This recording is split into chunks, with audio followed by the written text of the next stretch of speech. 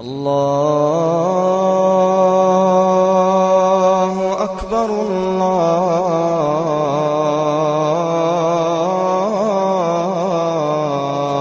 Akbar.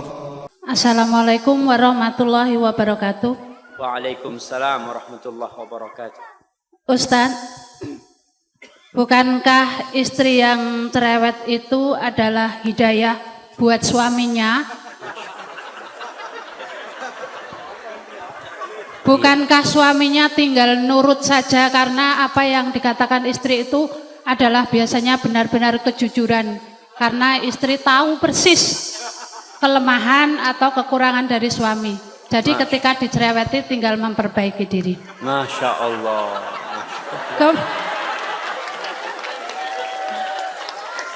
Kemudian kadang-kadang bukan istri yang tidak atau kurang bersyukur, tetapi suami itu senang dipuji. Padahal kata Ustadz Abdul Tuasikal, ketika ada yang memuji supaya dilempar dengan pasir kayak nggak salah.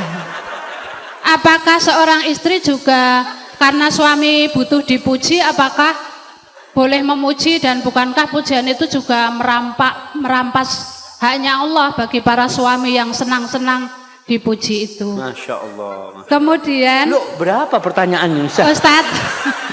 Dolim itu boleh dibalas dengan dolim kan? Kalau suami mecah piring, bolehkah istri juga memecahkan piring? Masya Allah. Iya. Yang terakhir, Wah, ini sekawan ini, Bu. bukankah yang bisa berjumpa dengan Allah itu adalah orang yang qalbun salim? Kemudian bagaimana caranya untuk bisa qalbun salim?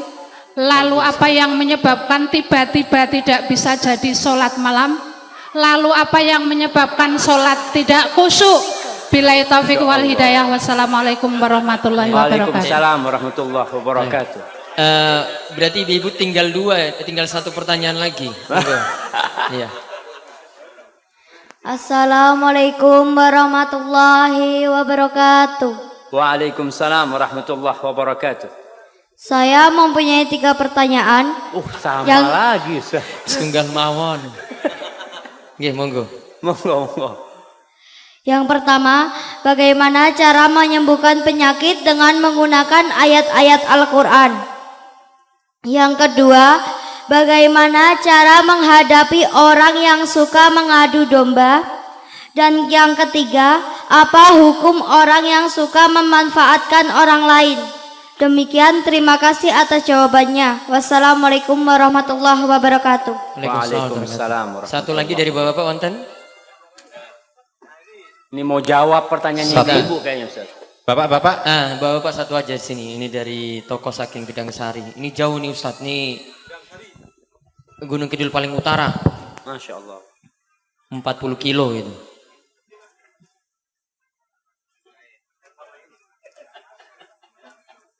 Oke, setunggal mawon Pak. Diringkes. Ustaz. Nggih. Assalamualaikum warahmatullahi wabarakatuh. Waalaikumsalam warahmatullahi wabarakatuh. Yang saya tanyakan sesuai dengan realita, Ustaz. Rumah tangga itu biasanya yang mencuci, yang memasak itu perempuan. Tetapi di rumah tangga saya dan dekat saya itu kok malah terbalik. Bukannya saya mencari menang, saya maafnya sudah 1000 maaf. Kemudian yang masak juga saya, yang nyuci juga saya. Istri cuma kebagian nyeteli katok. Itu aja kok belum bisa sakinah mawadah warahmah. Bagaimana Ustadz cara yang harus saya tempuh? Assalamualaikum warahmatullahi wabarakatuh. Baik, sampun nggih. Sampun. Yang pertama tadi Ustadz tentang bukankah istri cerewet itu malah manfaat gitu. Masya Allah. Itu gimana Ustadz? Iya. Iya, pertanyaan yang sangat indah sekali ya, karena memang salah satu yang menyebabkan kesalahan itu berulang kali terjadi karena kita beranggapan itu tidak salah. Kita menganggap itu benar. Sehingga istri tatkala dia cerewet, dia menganggapan dia ini sedang memperbaiki suaminya. Ingat, di rumah itu ada pemimpin. Siapa pemimpinnya? Suami. Allah mengangkat suami sebagai pemimpin. Ar-rijalu qawwamuna 'alan nisa bima faddalallahu ba'dahum 'ala ba'din wa bima anfaqu min amwalihim. Fas-salihat qanitat hafizatun lil ghaibi bima hafizallah.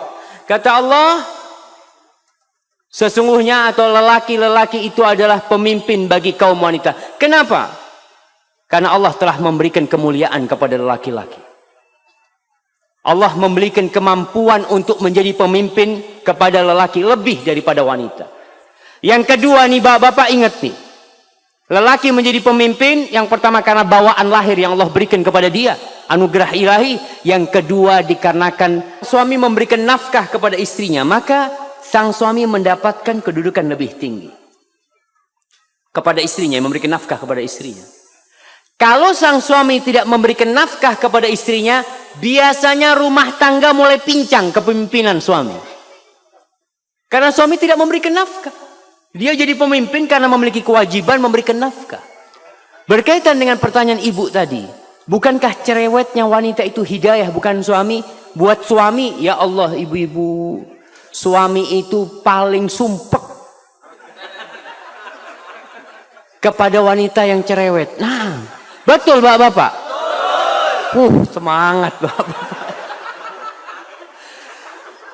Bagaimana cara memperbaiki suami? Ada caranya. Tidak harus dengan cerewet. Yang pertama, suami itu sebagai pemimpin tidak suka digurui.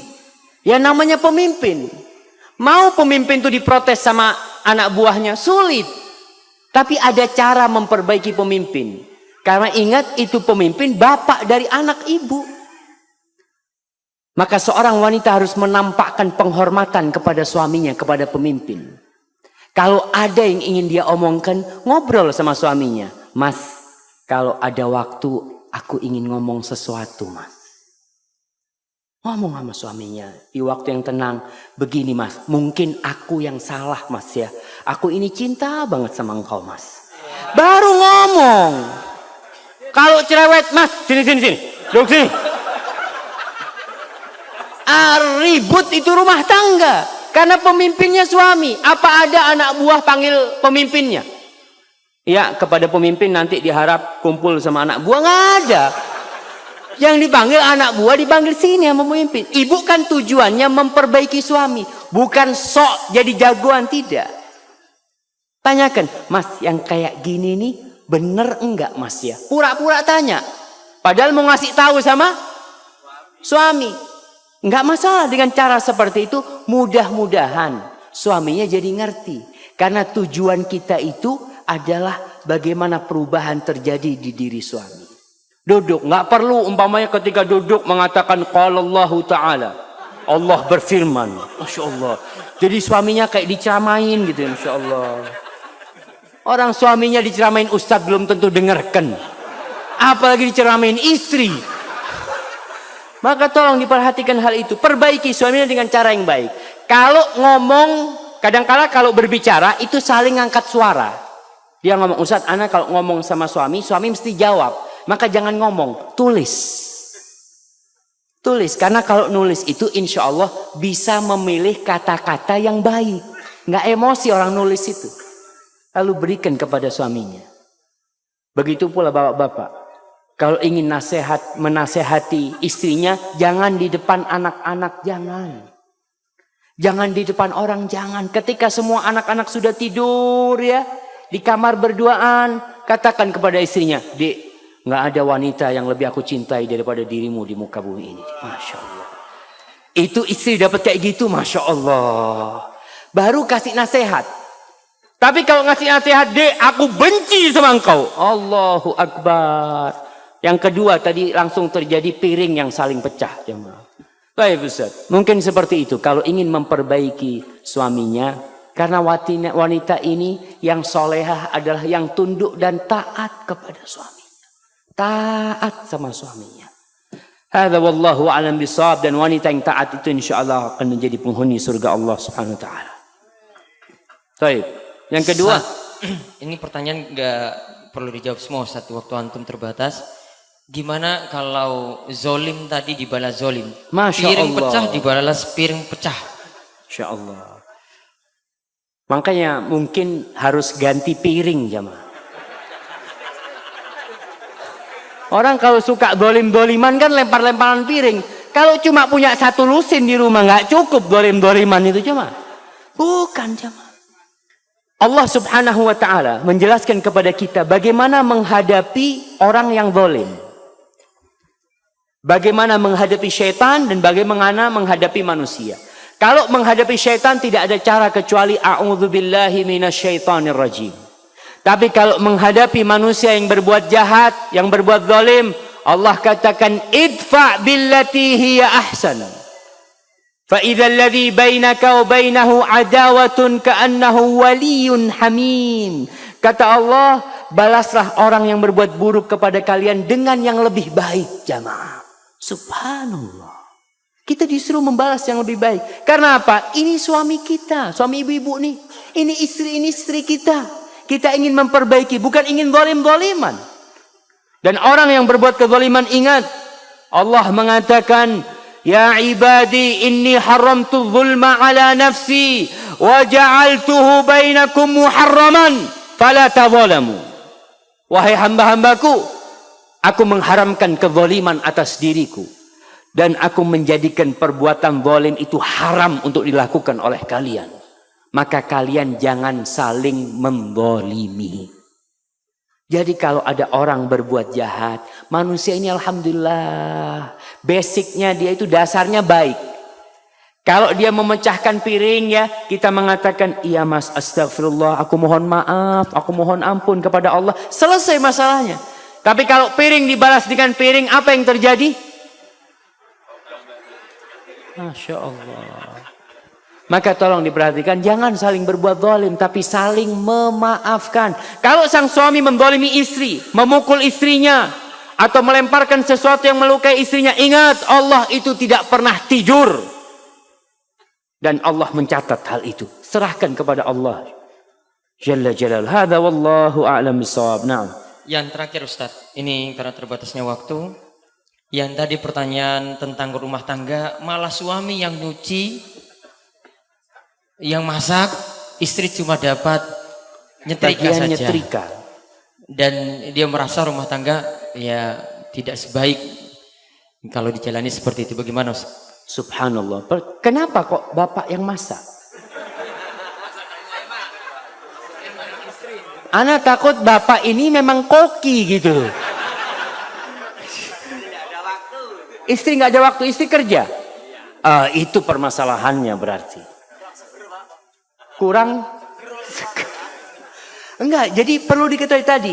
Seorang suami jadi pemimpin karena suami memberikan nafkah kepada istri. Tapi kalau istri yang bekerja, itu mulai permasalahan. Karena tugasnya istri akan pindah kepada suami. Maka perlu dirubah. Tetap istri tugasnya lebih banyak di rumah. Ngurusin anak-anak, aku yang akan mencukupi.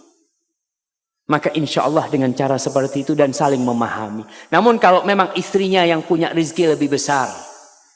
Seperti kisahnya Abdullah bin Mas'ud radhiyallahu ta'ala anhu. Abdullah bin Mas'ud ini miskin. Istrinya alhamdulillah. Dia bisa bikin tenunan, bikin sesuatu dijual dapat duit. Tapi istrinya solehah. Tidak pernah merasa dia yang intervensi kepada suaminya. Enggak. Dia tetap menjadi anak buah. Namun kadangkala memang kerjaan di rumah harus dibagi. Karena istri yang bekerja, yang dapat nafkah. Selama kerjaan istri itu halal dan sesuai dengan syariat, ya kita harus saling memahami. Tapi seorang suami tetap harus berusaha bekerja untuk memenuhi kebutuhan rumah tangga. Hadza wallahu a'lam bishawab. Mungkin itu yang bisa. فبأي آلاء ربكما تكذبان كل من عليها فان ويبقى وجه ربك ربك ذو الجلال والإكرام